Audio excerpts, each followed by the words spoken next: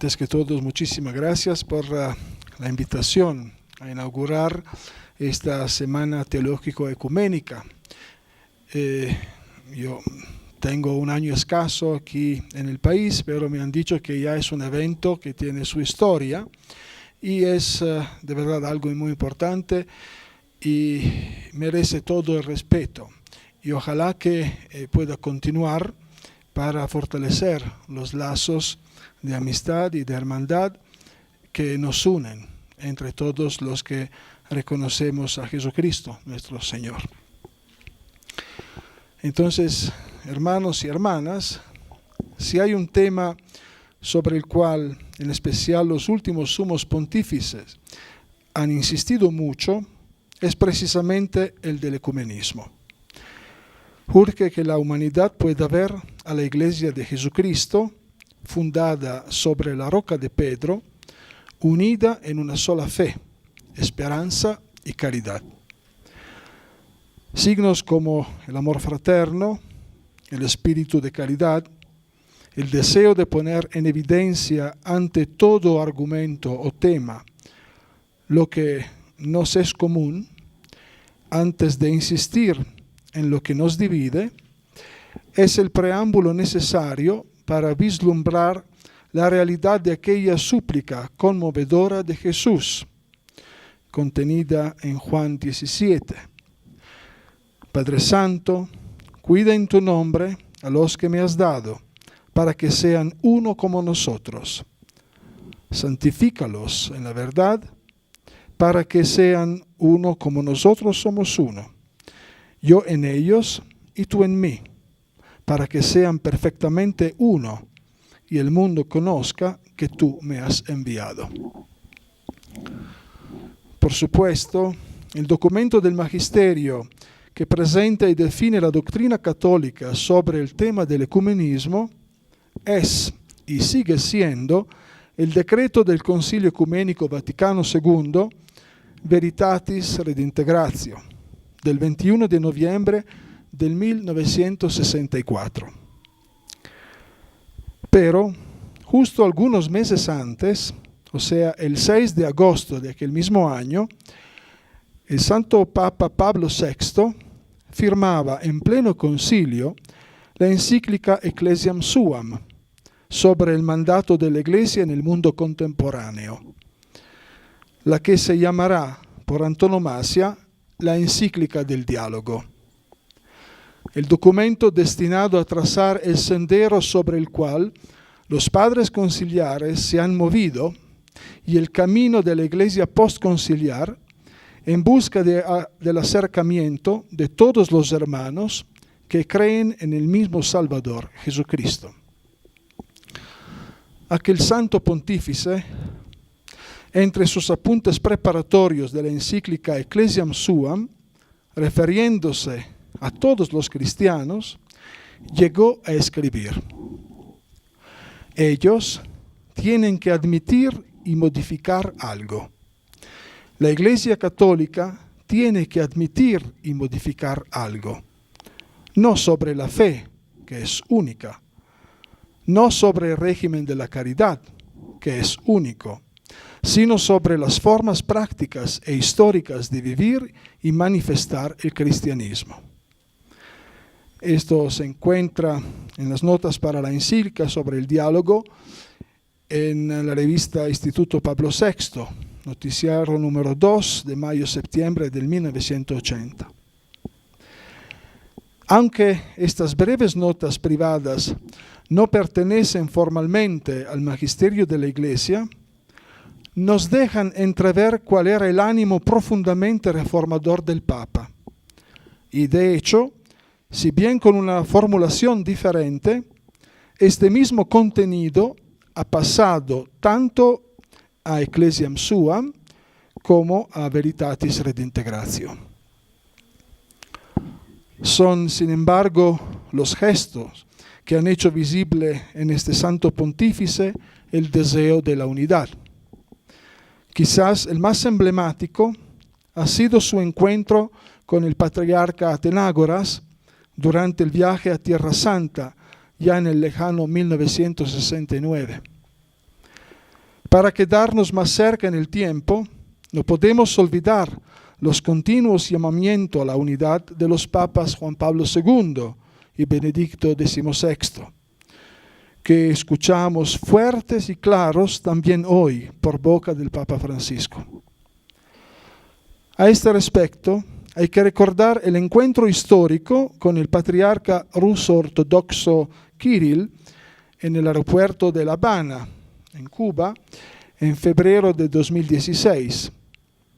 La visita a Lesbos, en abril de aquel mismo año, junto con su gran amigo, el patriarca ecuménico de Constantinopla, el patriarca Bartolomé I, y con el arzobispo griego ortodoxo Hierónimos de Atenas, sus encuentros con el arzobispo primado anglicano, su acercamiento a los hermanos luteranos en el aniversario de la Reforma y mucho más. Todo esto habla de pasos muy importantes en el proceso del ecumenismo. No más enemistades, sino acercamiento amigable y franco de la Iglesia Católica con las otras iglesias y comunidades eclesiales. Se trata del ecumenismo de la amistad y de la oración al único Dios, reconocido por católicos y cristianos no católicos. Es fundamental orar los unos por los otros y todos juntos por la unidad, ya que sin el soplo del Espíritu Santo sobre el movimiento ecuménico, lo sabemos, nunca se hará realidad la tan anhelada unidad. Pero hace falta también dar otro paso, que afortunadamente se está dando en muchos lugares.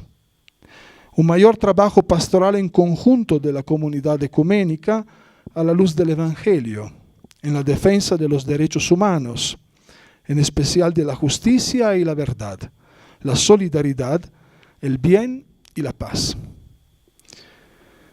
Al concluir el encuentro del grupo mixto de trabajo entre la Iglesia Católica y el World Council of Churches, WCC, el pasado 7 de septiembre, en un comunicado emitido por el secretario general del WCC, el señor Olaf Fixetveit, este último ha afirmado: la jornada pasada con el Papa Francisco en Ginebra el pasado mes de junio ha sido realmente un signo de esperanza para todos los que quieren que los cristianos sean y actúen como uno solo en Cristo.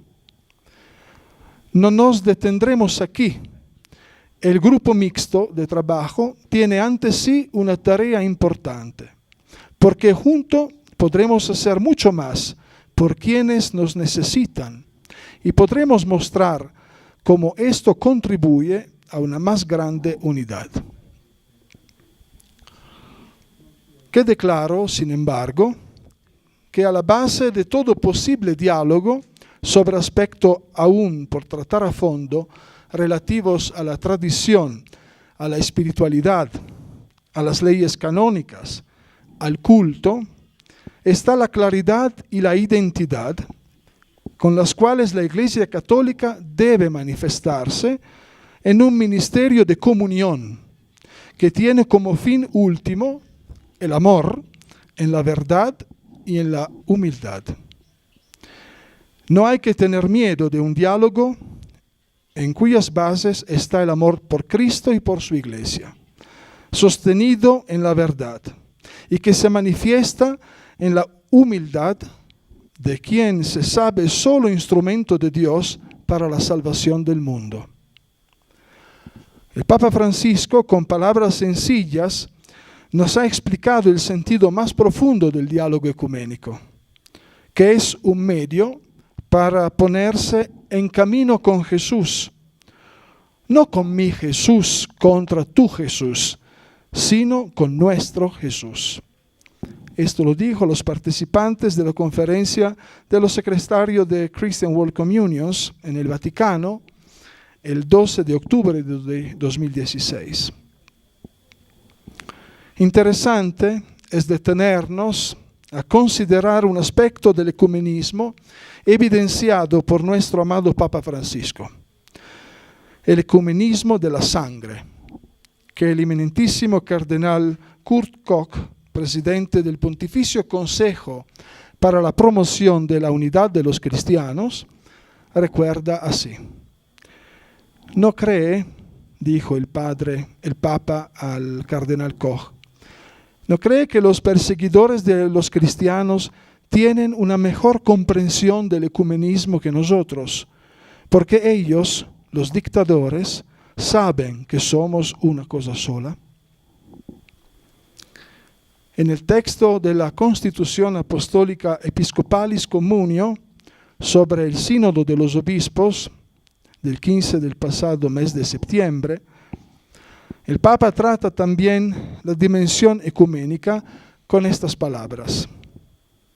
Confío también que, alentando una conversión del papado, que lo haga más fiel al significado que Jesucristo entendió darle y a las necesidades actuales de la evangelización, la actividad del Sínodo de los Obispos podrá, a su manera, contribuir al establecimiento de la unidad entre todos los cristianos, según la voluntad del Señor.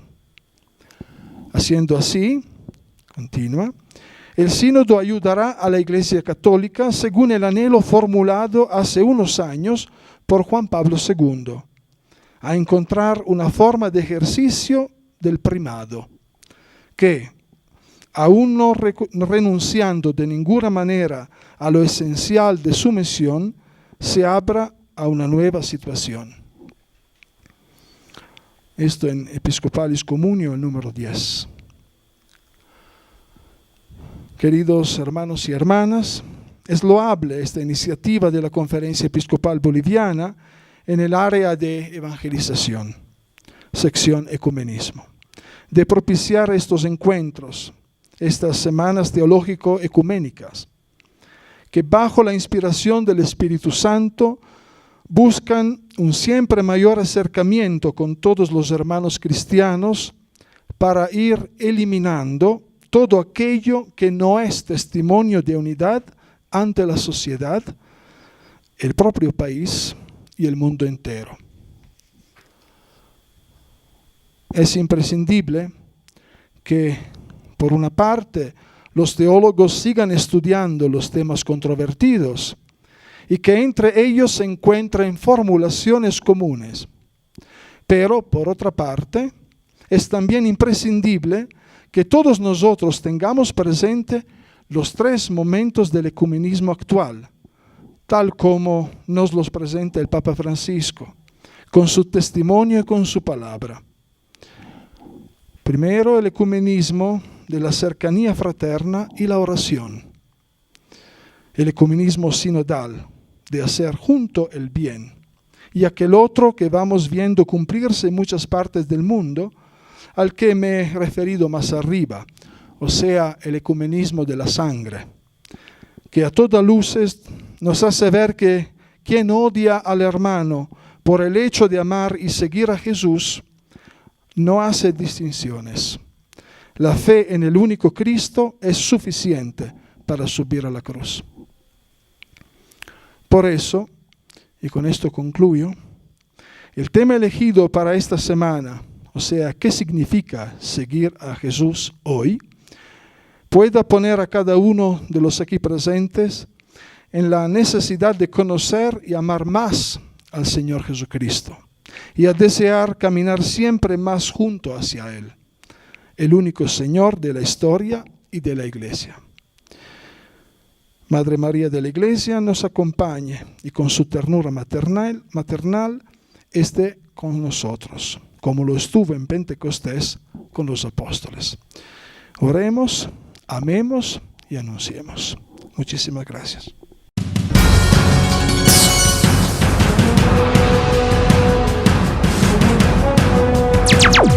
Diaconía Multimedia.